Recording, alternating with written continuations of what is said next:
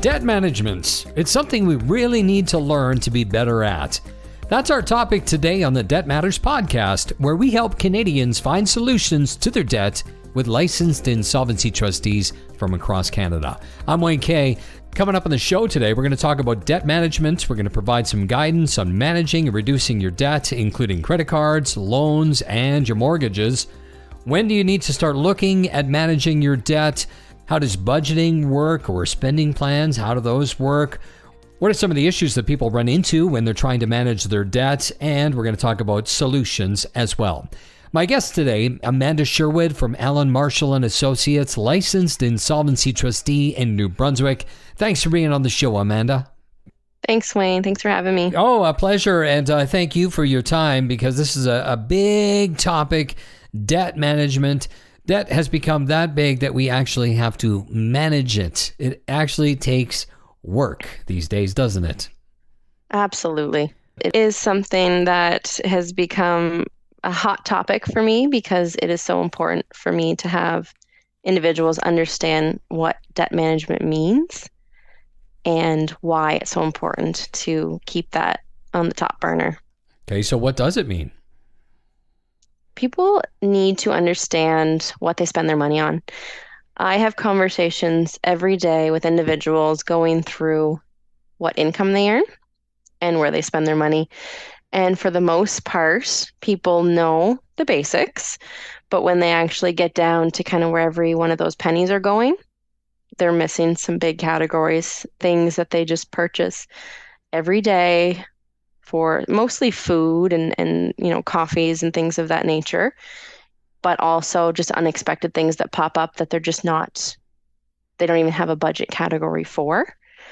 So it's important to really kind of sit down, and I'm an advocate for writing down your budget, whether it's through, some type of app or typed on a computer or, a paper budget book. It's important to know where everything is going, but then also to backtrack and see where your money went, to see what categories you're missing. Mm-hmm.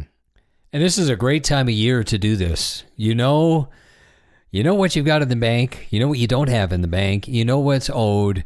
And this is the time where you can say, okay, it's time for me to really focus on where this money is going. So a pen and paper, great way to do it. These days, I think it's almost easy, because everything we do is either on our credit card or our bank debit card. Right. Grabbing your statements every month and reviewing those is a great way to just pull all that information out. There's a lot of people who never look at their statements. Agreed. And they're shocked when we actually have this conversation and I ask them, can I get this and review it with you? And then we have that conversation, and they're just in awe once we get through all the numbers. And, if you're in that situation, somebody listening and they never look at it, you're not alone. It is amazing how many people never do. I'll text my wife, I'll buy something, and she'll say, oh, how was A&W today? She knows where it's gone instantly. Right. She does a great job of keeping tabs on it. Good. Right? That's important. Yeah. But there's a lot of people, and I bring this up because I know friends who've had things going on their credit card month after month after month, and they were like, why is this $100 charge for the last 9 months been there? And they didn't even know they were making some payments. Right. A lot of auto payments, or a lot of people have an overdraft on their bank account, or the bank account's linked to their card, so that if they've overspent, then it goes on to that and they're not even seeing that expense because it's through that other card. Mm-hmm. So they're missing some things. So subscription costs that are just automatic that you don't have to manually pay for, or different, even if you do go into overdraft, the overdraft fee, and that's always on the end of the last month statement. So you're not seeing it once that transaction processes to begin the new transactions. Right. And there's all kinds of where you just try something for free. Hey, try it for 30 days. And then you don't officially cancel it and you end up making these payments. So when you talk about that budgeting, how does budgeting work regarding, debt management? Can you walk me through what it's going to look like? Yes, and that's so important these days, especially with the increase in interest rate and increase in living expenses, to just hone in on what exactly you have to pay for, but giving yourself a category for first to save and be for debt repayment outside of your everyday expenses. Because I find a lot of individuals are in a cycle of making your minimum payments on your credit card. You pay all your expenses, you haven't put anything in savings, and you're out of money before the end of the month. So you go back to use that credit, which in some cases can increase the balance even though you've made a payment. Mm-hmm. You haven't deducted any credit, and then you're paying interest on top of that. And those minimum payments are mostly interest. You're paying very minimal on the principal. So if you can give yourself a strict budget with what's going out, and then you have a strict budget on what you have for debt repayment, to split that up accordingly so that you're not overspending on your expenses either and needing to resurface on using that credit every month. How do you pick which ones are the most important to be tackling? Well, it can go a couple different ways, but my personal opinion is to basically figure out, you write your list of debts out and you write the minimum payments that are due. And then once you figure out the amount that's in your budget that you've allocated to debt repayment, balance that out with all the minimums. Whatever's left is that chunk of money that you're going to start focusing on your highest interest debt. And you're going to just, every month, you're going to put that excess money on that highest interest debt until that's paid. And then you'll move that excess onto the next one. Mm-hmm. And then you get more. You get to put more in there. Exactly, because now you've eliminated, right. Okay. So then all of a sudden, over a couple of years, and some people you've worked with, once you really show them how to do this, you've seen people that have really tackled their debt quickly, right? Absolutely, but in a degree of, as long as the debt is manageable, as long as it's at a level that it will get paid within a reasonable time and you have enough money to pay more than the minimum payment, so you're actually reducing it. Yes, we've had great success with that. Now, what kind of problems do people run into when they're trying to manage their own debt? So once we get everything down on paper to figure out what you're bringing in and what you have to pay for and what's allocated to debt repayment, the issues start up with not having enough to go on debt repayment. So you have yourself overextended. So you can start off with a couple categories. Are there areas that you can cut back on? Or no, is it a matter of needing to figure out a possible alternate route, either, consolidating or speaking to your bank to see if there's any options on eliminating some of the debt in terms of, transferring to a line of credit or accessing equity in terms of assets that you might own. And if that's not going to be the case, because again, that debt is just too far extended, then we might look at a consumer proposal or a bankruptcy to do some type of formal proceeding to eliminate the debt because it's not manageable. At one point I had some debt and so it was something I couldn't tackle. It was going to take me a couple of years to deal with. And I don't know if I'm going to admit it to you, and I don't know if this was the right thing to do or not, but before I went to put it all on a line of credit, I would get these checks in the mail from a different bank that would say, transfer your card information over for 0% for 6 months. And then I would use that for the 6 months. And then by then another bank would give me transfer over to me for 0%. And I just kept doing that for a little bit. And I found that worked well. Do they still do that? That's definitely an option. They do. They definitely offer certain rates where you can do either minimal interest or no interest for, certain amount of months. Yeah. You have to have a good credit rating to be eligible for that. It's not usually available to everyone, but it's certainly an avenue to check into. That wouldn't be, that's a good idea because you don't have those interest payments, and the payments that you're making, you're getting that principal down. So to be offered that a couple times, that worked well. I don't know. I don't know if we had any credit rating that was way back when, but I just remember those for us were kind of like little lifesavers that would come every once in a while, where you get these little bank offers. And then finally went and talked to the bank and said, okay, and then I didn't even know about line of credits. This was years ago. So talking to people obviously makes a big difference. Absolutely. And that's a good point to make, because even though you bank with one bank, it is a service industry. So you may be able to have conversations with other banks to say, this is my situation. What do you recommend? What kind of products do you have that might help me get things under control? Okay. So, yeah, that worked. Okay. And I like the way you're going here with writing it all out and then once again asking, going to the bank, finding out if that's an option, because once again, people think about, this show and about debt matters, and they're starting to think, well, we got to do we've got to go to the heavy ones. We got to go with the consumer proposal, or we've got to go with the bankruptcy, but that's not always the case when they come and see you. Right, exactly.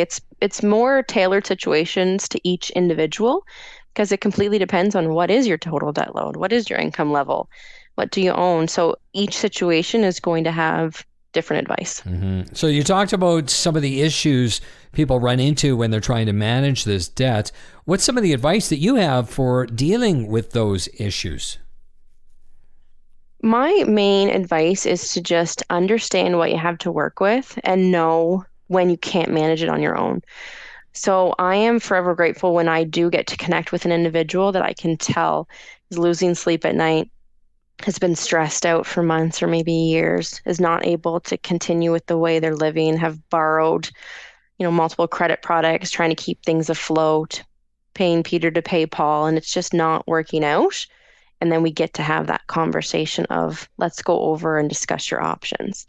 And it could be certain things of maybe the budget was working fine and everything's being maintained, but you've had an unforeseen circumstance pop up. You lost your job, or hours were reduced, or you were out sick and missed work, or things that have been under your control, that it's not a matter of you can make some changes to fix this. It's now things that are out of your hand, so you don't have the control anymore that you once had. So when you run into those issues, you really want to talk to somebody that's licensed and qualified to go over and let you know what options are available to me, what are the pros and cons of those options, and then you get to take away that information to see, how do I want to move forward with this to gain some relief? And it's very important, once again, that people reach out to a licensed insolvency trustee. So if you're listening to the show and you're living in BC, reach out to one of the licensed insolvency trustees in BC. There's different laws for each province. Yes. For the most part, there's provincial exemptions and provincial laws, but we are a licensed insolvency trustee is federally regulated, but there are provincial laws that encompass in that. So you do want to speak to a licensed insolvency trustee in your area. And we are governed by the superintendent of bankruptcy. And if you can Google superintendent of bankruptcy, and you'll find their website, and they have a directory. So you can search by address or location that's closest to you. Right. And they could also just look it up, wecanhelp.ca, reach out to Alan Marshall and Associates, and they will point you to maybe one of their other offices in another province. So when we're talking about debt management, reaching out to licensed insolvency, that obviously, a trustee, that obviously makes a big difference in guiding people. But we do want people to know that there is help available through this. And my son, I got to tell you, he's doing a fantastic job, because luckily I learned through my hardships and was able to pass on some information. He's been wonderful. But he has spreadsheets for everything. He's the spreadsheet king on, this is what I'm saving for, this is for the house, and technology really can make a difference. It makes it easier. That's wonderful, and it's so true. You can really get creative with the different apps and computer programs to build it out and make a lot of it automatic. And it doesn't have to be complicated, but you have to be dedicated to writing that down. As you mentioned, you have to go through all of the, your statements to find out where the money is going. Absolutely. Absolutely. And I'll tell you, in my younger years, before I started in this field, I was an individual that really didn't pay attention to budgeting as much as I should have in the beginning. And I was one of those people that were apt to apply for those credit cards at the grocery store if you could get a % off your order, or at a clothing store if you could get a % off your order. And going through university, definitely utilize that credit to help get through that. And when I got into this field, I was very quick to realize I needed to make an adjustment very fast, and budgeting became my powerhouse to figure out what needs to go where to get things back on track before it got out of hand. Is there any truth to the fact that, let's say there's somebody who's done exactly what you have and they've got 6 credit cards, and I don't need 6 credit cards. I might need 2. One is a backup, possibly. Is there any truth to, if you cut those cards up, that it's bad for your credit? It is bad for your credit to cancel an account. The whole idea with your credit reporting is that you can keep an account open for a long period of time and manage it. So when you close it, it's reported that you can't manage it. Oh, really? So it's not a huge impact, but it encompasses your credit rating along with a lot of interesting things that you wouldn't think about if you changed employment multiple times, if you move multiple times. A lot of it factors into how they calculate that. Yeah. So if you do have 6 cards and, you obviously know you don't need 6 cards, put them in a drawer or put them in the freezer or whatever you need to do, and just focus on using the ones you want to use. Yeah. But just keep them open. Okay. Yeah. Okay, terrific. That's good to know. Any final advice you have for us? I just want people to know that even though you might be fearful to get the information, reach out and just have that chat. Because right now everyone's struggling with multiple different things, and I rather provide that education to possibly eliminate some of the fear and the stress that's happening right now with finances, and to get people into programs that are going to help and reset things. Mm-hmm. Terrific. I sure appreciate your time, and thank you so much for being on the show. Thanks, Wayne. Well, my guest today is Amanda Sherwood. You can learn more or schedule a free consultation with Alan Marshall and Associates, licensed insolvency trustees, through the website wecanhelp.ca. And that's it for today's Debt Matters podcast. Now make sure you subscribe wherever you get your favorite podcasts from, or if you know somebody who's in a tough financial situation, by all means, please share this podcast with them. And of course, if you want more information, you can always check out debtmatters.ca. Thanks for listening.